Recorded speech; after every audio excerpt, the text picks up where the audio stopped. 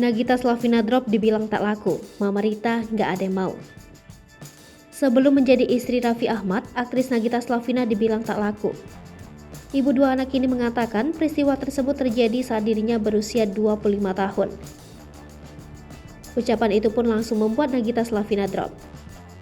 Apalagi ternyata ibunya juga beberapa kali meledeknya yang tak kunjung menikah.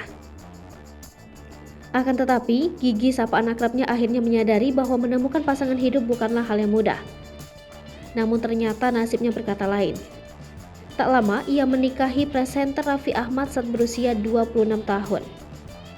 Pasangan yang menikah di bulan Oktober 2014 itu kini telah dikaruniai 2 orang anak. Sayangnya kisah pernikahannya tak selalu mulus. Pasalnya sang suami kerap diterpa dengan isu miring, apalagi Raffi Ahmad juga dikenal sering menggoda perempuan cantik.